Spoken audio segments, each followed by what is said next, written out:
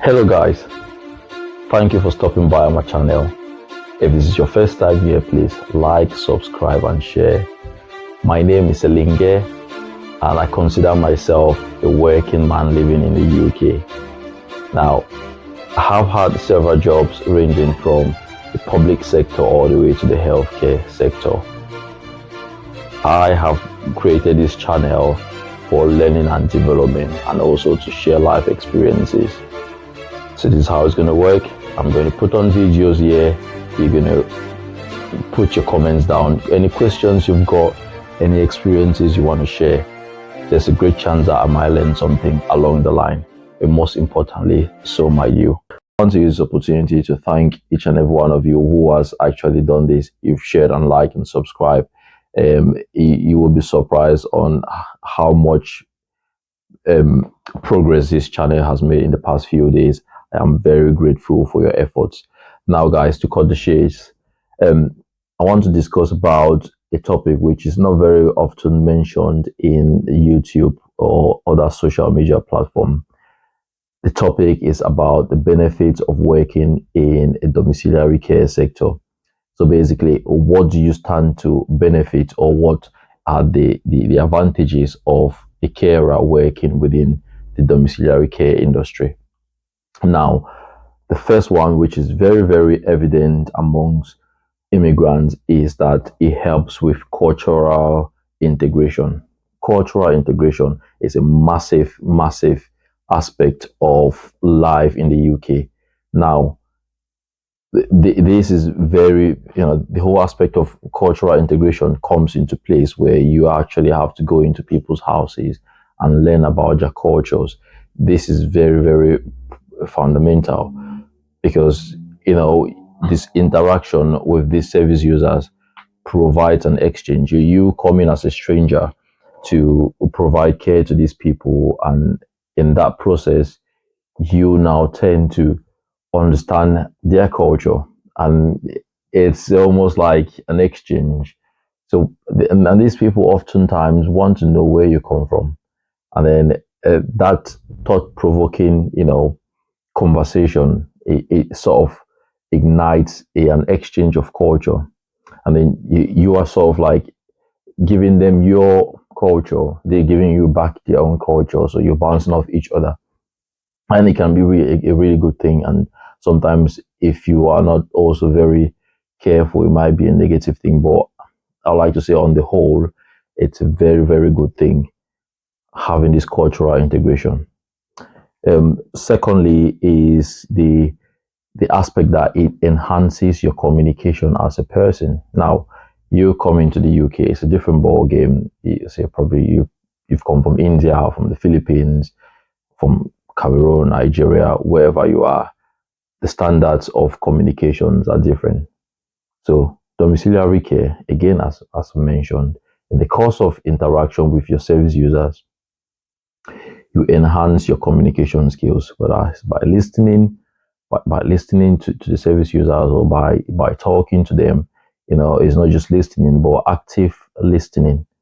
It is very important because this communication skill is a skill which you can actually transfer into another walk of life.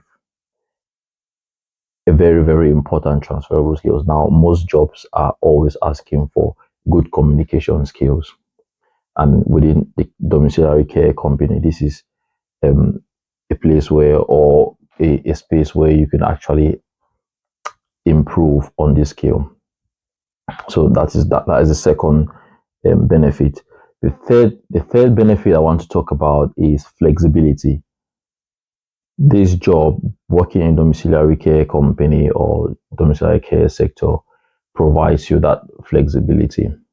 Probably as a single parent or someone who probably is a student, there's that flexibility. So I get carers come to me, or candidates come to me, they want a job, they want to change their availabilities, they want 9 to 2 o'clock. Oftentimes it is because they're probably dropping kids at school, and then after the school runs, they're going out into work. 2 o'clock, finish, ready to go pick the kids up at 3 o'clock. And this makes family life, it provides a work life balance where probably mom and dad are able to spend time at home. So it is good, in terms of how jobs are demanding these days. So flexibility is a very big consideration to be had when talking about domiciliary care work. Now, the third, or the next, which I think is the fourth, um, benefit is consistency in shift pattern. Now, because consistency is a big thing when it comes to managers' KPIs and the requirements for the CQC and local authority. Now, this particular requirement of consistency, as I've mentioned, is coming from these service users. They want their care to be consistent, meaning they want carer A to come in morning, afternoon, evening. The same people, which for obvious reasons, the reasonable man in the society will understand, because you create that bond, you create that trust once you are providing care to these people. And again, I have service users who ring me and say, no, I want variety. As you all know, they say variety is the spice of life.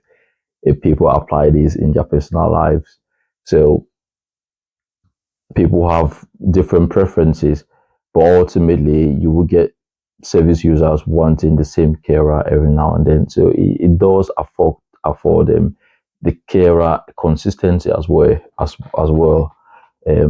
Some carers too like to know where they are every morning and every night, rather than being shoved here and there, other places. So it works really well for a carer.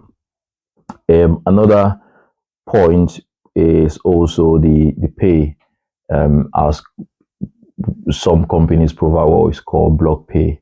It's something which is in great considerations. I've sat with other managers with local authority meetings where care providers are tabling this whole block pay. Obviously, the local authority are sort of digging their heels, not wanting to provide block pay, but it's something which is on the rise. Um, they are clamoring for block pay, so it's a big thing. Meaning that block pay, what I mean by block pay, some of you might know, is basically you get paid from the start of your shift to the end of your shift, regardless. Um, the next the next benefit is very cliche, is rewarding.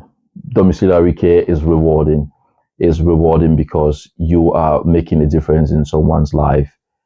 When I used to go into the community, sometimes I would get family members ring me and say, "Oh, I'm so happy that you were here. Mom looks so happy. She was very cheerful today when I spoke to her on the phone. I suspect you've been today. It's almost as if my presence is their happiness sort of depends on my presence, and it's a big thing. In the beginning, or when this is being fed back to you, I didn't see that as a big thing, but upon reflection, I thought, actually, could this be this deep that someone else's happiness depends on you? And it's huge. That is a huge benefit, if you want to think about that. And ultimately, human beings were built to do good things. We inherently want to do good.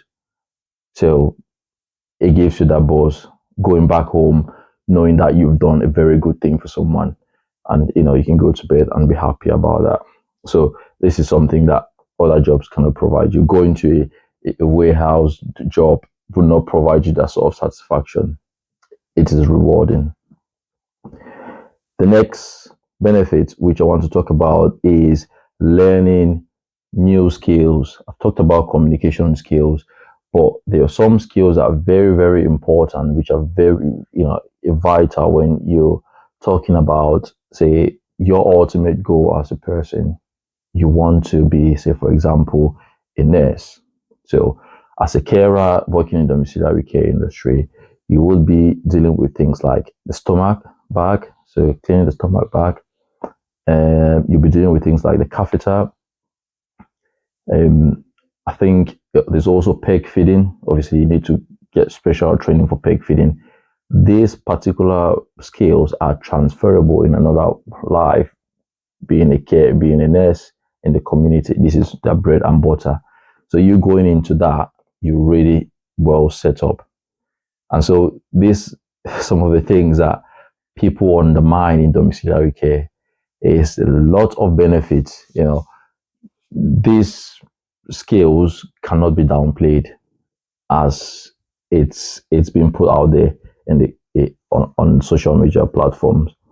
Um, another fun fact, another benefit, which is a big fun fact, and you might not be aware of this, is the fact that there's not a lot of personal care involved in domiciliary care. Now, this is quite a case by case approach, but there's a high likelihood that in the subsistence of your shift, or when you're working from morning to night, say obviously evening times, you have less personal care, especially if it's a one-to-one, a single-handed call.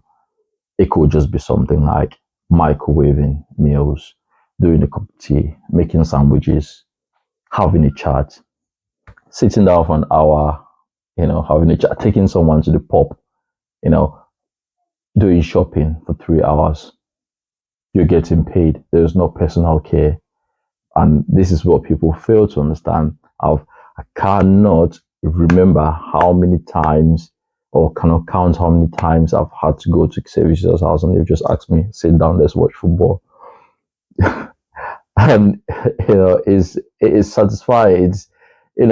Some days, I'm not saying that it's all rosy, but I'm saying that on the whole, it's something really nice. Not all about personal care like people think. It's a very, very easy job, especially when you've set your mind to do something good. Now, the last point I want to discuss about is that you learn empathy. Now, empathy is a very, very special attribute, an attribute which is very, very important with, say, for example, you wanted to be a social worker, you need empathy. You need to be able to be into people's shoes to understand how they feel every day. So you develop this attribute or skill, and you go and you transfer that onto being a social worker. There are other jobs which are community based. They are large, working for charities that support people in the community. And people have taken this job, domiciliary care, as something which is meant for the last, sort of the last classless person in society. No, it isn't. This is a rewarding job. This job is a foundation-based job. This job is not just character skills building; it's also character building. How you put yourself out there. It could act as a springboard, and of course, this particular video is going to lead me on to another sort of topic, which is going to be the career progression available in the domiciliary care sector, which they are bound, and we will be discussing that in the coming videos. All right, guys. Without making this video too long, please, if you enjoyed this video, please give it a thumbs up. If you're watching this on YouTube, if you're watching this on TikTok and other platforms, please give it a like.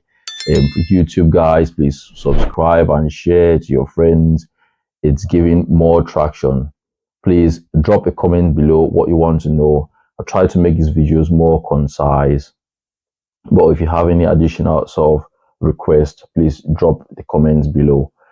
Thank you very much for listening, and I'll see you on the next video. Bye.